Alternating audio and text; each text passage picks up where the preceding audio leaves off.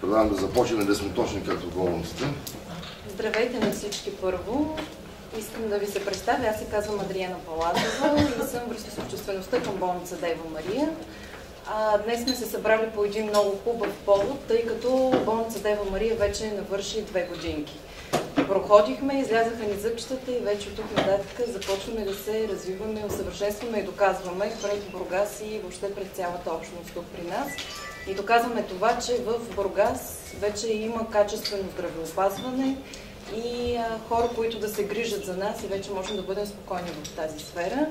Искам да ви представя всички тук, които сме се събрали. Познавате много добре вече господин Самир Абумелих, който е собственик и основател на болница Дева Мария, госпожа Нелия Танасова, която е административен директор на болницата, доктор Илиев, той е главен завеждащ лекар на отделението по ортопедия и травматология, доктор Димчева, завеждащ отделение по хирургия. След това е доктор Дочева, която е специалист от Света Екатерина, който вече работи при нас и е също завеждащ отделение по кардиология. След това е доктор Изова, началник на отделението по акушерство и гинекология. След това е доктор Сгурова, началник на неонатологично отделение и доктор Янев, началник на отделението по анестезиология и интензивно лечение. Аз предлагам господин Абумелих да започне с това какво сме постигнали до момента в нашата болница. Да, благодаря ви. Преди 2 дена направихме 2 години от откриването на многопрофилна болница Дева Мария и просто нямаше как, трябваше да се съберем да ви кажем какво сме направили през тези 2 години. Значи всички знаете, че болницата и изобщо здравеопазването минахме през страшни катаклизми. Слава Богу, нещата ги преодоляхме всички тези проблеми и вече от около 6 месеца работим си нормално, без главоболие, без да следим сутрешните блокове, за да разберем на втория ден какво ще стане, това ще има или няма и така нататък. И резултатите от нашата работа са както следва. 52 312 пациента са минали за прегледи през болницата. 10 364 пациента са минали за болнично лечение през болницата. Като има много статистическа информация, която не е толкова важна, колкото принципа да знаете, че 578 пациента не са от Бургаска област. Това са пациенти от други области, които идват да се лекуват при нас. Значи, ние имахме един голям проблем в началото, че всички бургазли, вие го знаете много добре, предпочитаха да се лекуват извън кой където има връзки и се намери някакво решение на проблема. Ние в момента, не казвам, че сме спряли излизането на бургазли от Бургас, но до голяма степен сме го редуцирали, даже имаме и обратния ефект. Нашата дейност се гледа под лупа и по принцип да работиш тежка медицина, сериозни заболявания в частно здравно заведение е изключителна рядкост. Смея да ви кажа, че аз съм казал, пациент, нали, политиката на болницата е такава, пациент, тежко болен, ако се върнем от болницата, трябва да знам защо.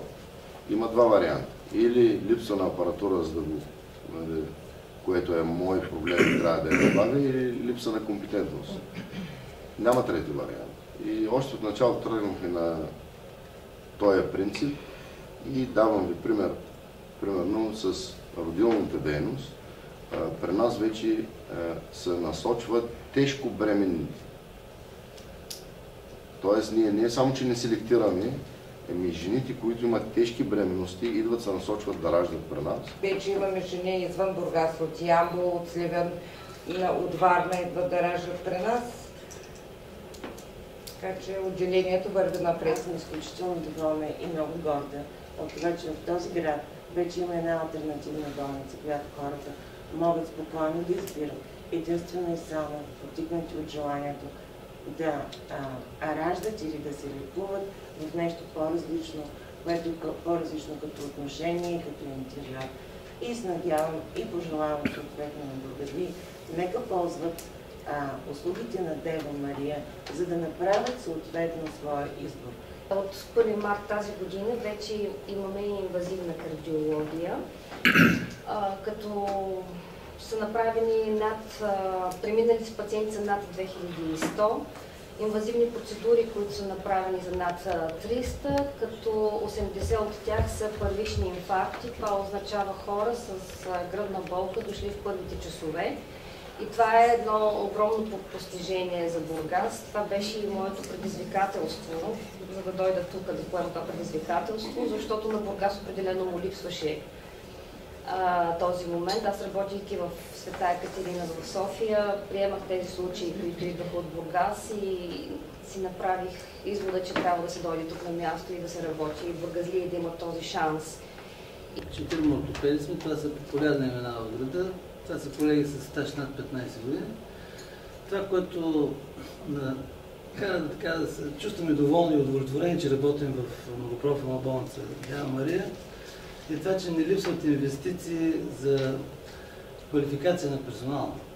Имаме добри взаимоотношения с университетска болница в Любляна и в Германия също с 2-3 болници и колегите ми вече 2-3 пъти посещават тези болници, където увеличават своята квалификация. Съответно, поддържаме непрекъснати взаимоотношения с Института по ортопедия и травматология в София, като водещите специалисти и в момента в страната са професор Тивчев Волониров, с които сме в непрекъснати контакти. И в крайна краищата тези контакти водят до едно по-добро качество. На времето са казвали, нали, има 2 опойки, едната е френска, другата българска, коя искате да ги сложим, няма такова нещо. Това, което навсякъде по света ще ви сложат като опойка, това ще ви бъде сложено и в... Така че не мога да кажа, че има нищо уникално в нашето отделение. Отделението по анестезиология, интензивно лечение, ние сме една нормална реанимация, като за всяка една уважаваща себе си болница, която пази гърба на всичките колеги, да може да работят те спокойно с своите тежки пациенти. Служители на други здравни заведения идват при нас да раждат и да се оперират и да се лекуват. Това е, нали, от другата кухня, главният готвач идва да се храни при нас, общо взето. И така. Много ви благодаря. Продължаваме по същия дух. Имаме много строг план за 3-та година на Дева Мария. Там ще има много изненади, ще ви ги дадем по-късно малко поетапно и да сте ми живи и здрави.